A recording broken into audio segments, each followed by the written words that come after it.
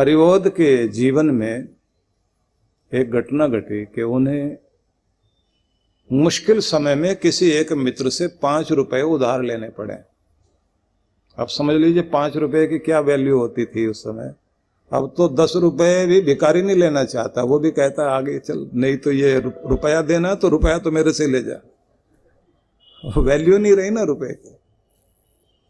वो 5 रुपए जो है उधार लिए थे और कमाल ये हो गया कि जब उनके पास पैसे आ गए वो हर महीने 5 रुपए का मनी ऑर्डर करते थे अपने दोस्त के पास और साल भर तक मनी ऑर्डर करते रहे। 60 रुपए भेज दिए। दोस्त मिला, उसने कहा 5 दिए थे मैंने, 5 ही वापस करने थे। आप अजीब भुलक्कड़ आदमी हो, 12 बार 5-5 रुपए भेज दिए, 60 आ गए तुम्हारे मेरे पास, वापस करूं? बोले दोस्त जिस समय मुझे जरूरत थी ना, तुम्हारे 5 रुपए 5 करोड़ से भी ज्यादा कीमती थे। अब हर बार वो तारीख जब याद आती ना जब मैं उस मुश्किल में था,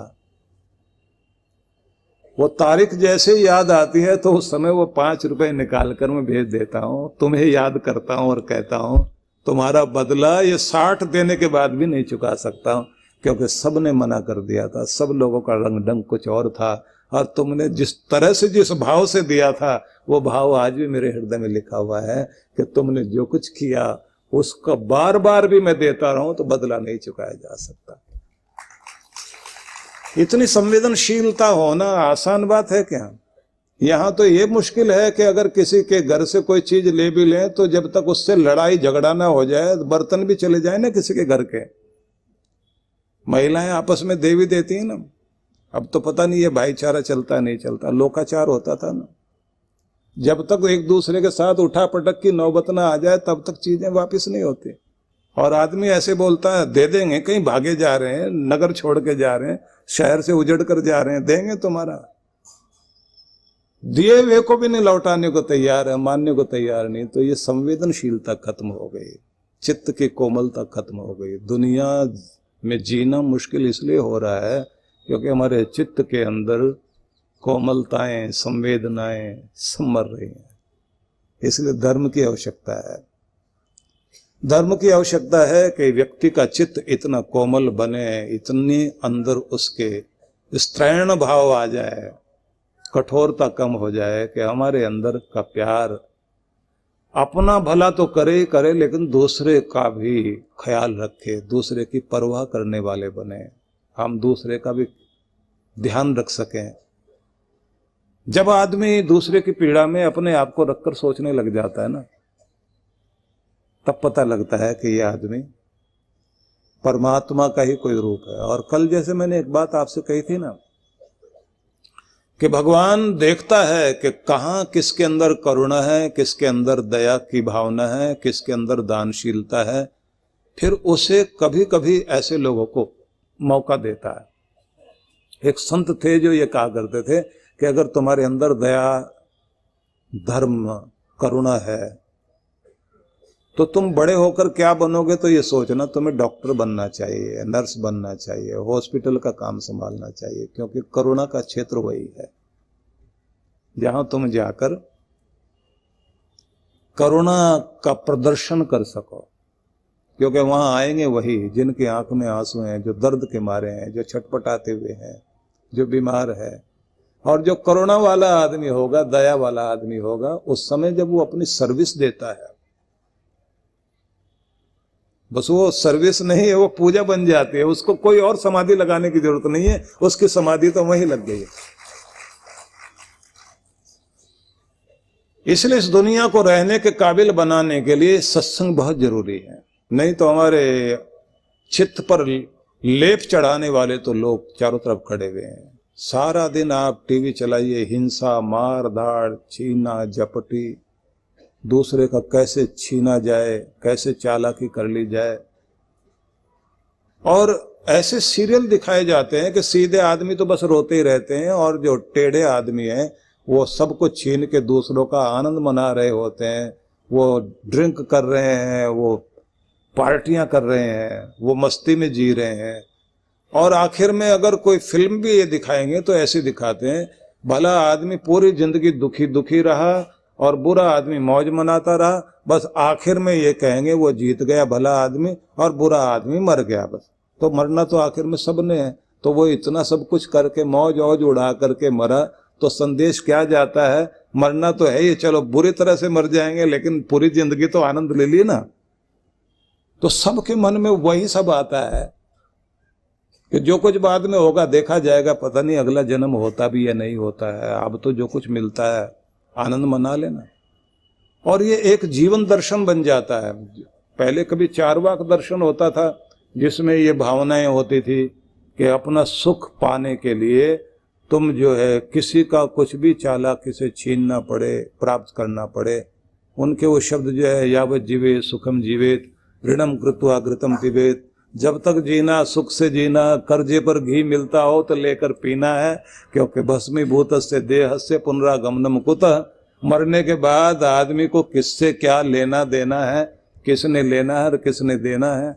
ये तो एक बार किसी से उधार मिलता हो, घी ले करके पियो, अपनी मौज बनाओ। ये भी एक जो है जीवन दर्शन था, और उस समय इसको मान्यता नहीं दी गई, बस इसको एक शब्द दे दिया गया, चारोवाक, चार वाक, जिसकी वाणी सुनने में तो अच्छी लगती है लेकिन समाज को खराब करने वाली चीज है। ऐसे एक व्यक्ति के दर्शन को, उसकी फिलॉसफी को किताब में तो लिख दिया गया, लेकिन भारत ने मान्यता नहीं दी, कोने में रख दिया उस ग्रंथ को कि भाई हमारी मान्यता नहीं है, ये हम नहीं मानते ऐसी चीज को। अब तो सारी दुनिया इसी में लगी हुई है, तुम अपना देखो, दूसरे की तरफ लगे रहे तो क्या फायदा, अपना फायदा लो जिससे जो कुछ मिलता हो। और कुछ लोगों ने शब्द बना रखे हैं, हरकत में ही बरकत है, कुछ ना कुछ हरकत करते रहो, जिससे जो कुछ मिले लेते रहो, फायदा उठाते रहो। तो सार में फिर वहीं उसी शब्द को कहते हुए मैं आगे बढ़ना चाहता हूं कि समाज को भी ऐसे करुणावान, मैत्री भाव वाले और प्रेम वाले लोगों की आवश्यकता है, जिससे ये दुनिया रहने के काबिल बने, घरों में प्यार आए, जिंदगी में प्यार आए। कृष्ण भगवान ने एक शब्द का प्रयोग और किया, ये शब्द भी बहुत ही अद्भुत शब्द है, निर्ममो निरहंकार। निर्ममः, ये शब्द थोड़ा समझने योग्य है। निर्मम का मतलब निर्दयी नहीं है, यहाँ निर्मम का मतलब है मेरा नहीं है, ऐसी भावना बनाकर चलना, जीने के लिए ऐसी भावना बनाना।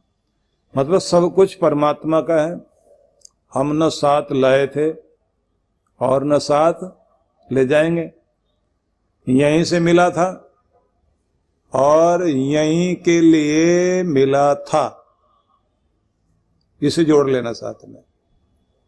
ना हम साथ लाए थे, न साथ ले जाएंगे, यहीं से सब कुछ मिला था और सब कुछ यहीं के लिए मिला था। ठीक है, इतना याद हो गया तो फिर उसमें आसक्ति कैसी, क्योंकि जो भी कुछ मिला था छोड़ने के लिए मिला था, उपयोग करने के लिए मिला था, अकड़ने के लिए नहीं मिला था, जकड़ने के लिए भी नहीं मिला था, देने के लिए मिला था और आनंद लेने के लिए मिला था और अगली पीढ़ी की जिंदगी आसान करने के लिए मिला था और इस दुनिया के रहने वाले लोगों के लिए भी कल्याण करने के लिए मिला था। ठीक है, याद रह जाएगा। तो इसका इस तरह से उपयोग करना आ गया तो फिर आपको जीना आ गया। कृष्ण भगवान ने कितना सुंदर महत्वपूर्ण शब्द कहा है। यहां अगर बड़ा आनंद आता है कि जब इस शब्द में अटकते हैं ना, क्योंकि जब व्याख्या करने बैठे तो ये लगता है कि हम कुछ भी कह दें, ऐसा नहीं हो सकता। ये शब्द मेरे नहीं है, किसी ऋषि के भी नहीं है, ये कृष्ण के शब्द हैं, ये भगवान के शब्द हैं। और भगवान के शब्दों को उसी गहराई में जाकर पकड़िए चित्त की वैसी अवस्था बनाइए कि किस चित्त से उन्होंने कहा होगा, किस तरह की भावना लेकर के गोविंद ने, कृष्ण ने ये संदेश दिया होगा। तो जब आप इसको पकड़ेंगे तो फिर क्या समझ में आता है कि वो ये बताना चाहते हैं कि इस दुनिया की हर चीज जो भी तुम्हें दी गई है वो अमानत है, और जिसकी है उसे लौटानी पड़ेगी। किसी की भी अमानत होती है ना चीज, उसे देनी पड़ती है ना। तो आखिर में उस स्थिति में पहुंच जाइए, मन को वहां ले आइए कि तुम्हारी अमानत तुम्हें लौटा रहे हैं भगवान, छोड़ रहे हैं। किसको देना है भगवान बता दो। तो भगवान क्या कहते हैं, जिन्होंने लेना है ना वो बैठे तुम्हारे घर में, अपने आप ले लेंगे, तुम तो बस छोड़ने वाले बनो। किसी एक सज्जन ने हमें अपनी दुकान पर बुलाया था, तब हमारे पास फुर्सत हुआ करती थी। तो उन्होंने हमसे कहा कि मैं पाकिस्तान से चलकर आया था, जब हिंदुस्तान पाकिस्तान का बंटवारा हुआ, पत्नी के जेवर बेचे, फिर मैंने यहाँ आके दुकान खोली। ये दुकान जो है लाला लक्ष्मीदास की दुकान के नाम से बहुत फेमस हो गई, लेकिन बच्चे बड़े हो गए तो अब वो संभालने लग गए। तो मैंने कहा आप भी जाते हैं दुकान पर? बोले कभी कभी मैं भी जाता हूं, क्योंकि मुझे भी लगता है कि अभी मरा नहीं हूं तो कुछ न कुछ करता रहूं। दुकान पर जाता हूं तो लोग मेरे नाम से दुकान को पहचानते हैं, और जब मैं इधर से जाता हूं तो सारे लोग लाला जी कह करके प्रणाम करते हैं, तो मेरे को कुछ लगता है कि पगड़ी ऊंची हो गई, तो आ जाता हूं इधर। दुकान पर जैसे उनके गए तो बोले मैं यहाँ बैठता था इस गद्दी पर, अब मेरा बेटा बैठता है। भगवान ने मेरे से गद्दी इसको दिलवा दी। अब ये बेटा मेरे से बार बार कहता है पिताजी आप मत आया करो, आप आराम किया करो। तो मैंने कहा ये ठीक है कहता। बोले नहीं चालाक है, ये कहता है कि दुकान अब मेरी हो गई है, अब तुम्हारी नहीं है, अपना घर बैठो, इसलिए ये कह रहा है कि आप आराम किया करो। और उसी समय उनके दोनों पोते छोटे छोटे थे, वो गद्दी पर बैठने के लिए, ऊंची सी वो गद्दी थी उनकी, उस पे चढ़ रहा है। एक तो बैठ गया, दूसरे से चढ़ा ना जाए, और वो कहता गद्दी मेरी है, दूसरा कहता मेली है। अब वो मेरी तरफ देखकर क्या कहते हैं, मैं तो समझता था दुकान मेरी है, पर मेरे बेटे ने कब्जा कर ली। अब मेरे बेटे की भी नहीं है, असली मालिक ये है जो झगड़ा कर रहे हैं। वो कहता है मेली है, ये मेली है। अभी तो ये ऐसे खेल में कह रहे हैं, लेकिन बड़े होकर तो हो सकता है डंडे लेके खड़े हो जाए। और मेरी तरफ देखकर वो हंसने लगे। मैंने कहा इसी को कहते हैं अधिकार ट्रांसफर होते हैं। जिसकी अमानत है ना वो आगे दिलवा देता दूसरे को। भगवान की हैं सारी चीजें।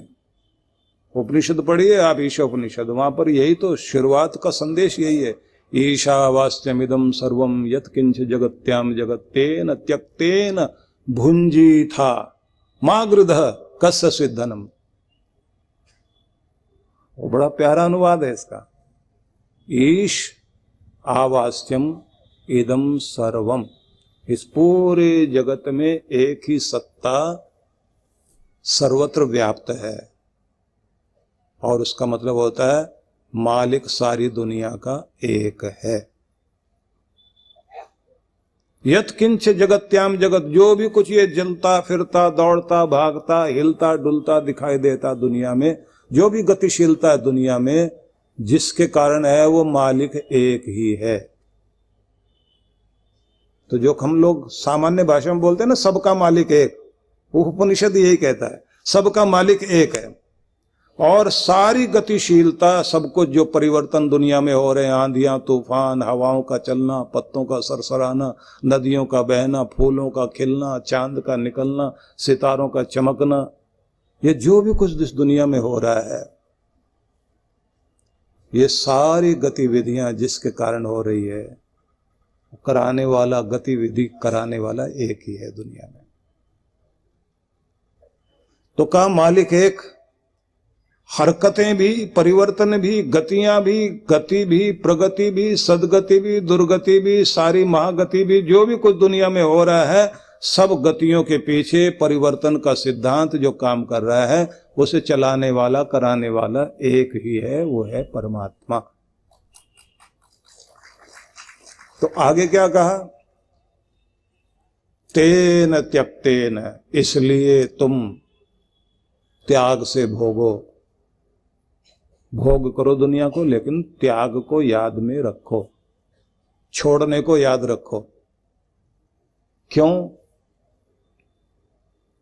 क्योंकि ये अमानत है, लौटानी पड़ेगी। तो ये शरीर भी अमानत उसी की है, तो एक दिन ये लौटाना पड़ेगा।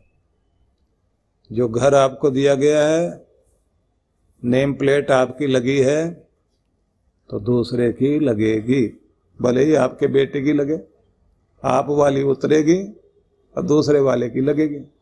आपका जो पेपरों में नाम लिखा हुआ है ना, मकान का मालिक, दुकान का मालिक, जमीन का मालिक, उसमें भी आपके नाम के आगे दूसरे का नाम चढ़ेगा, लिखा जाएगा उस पे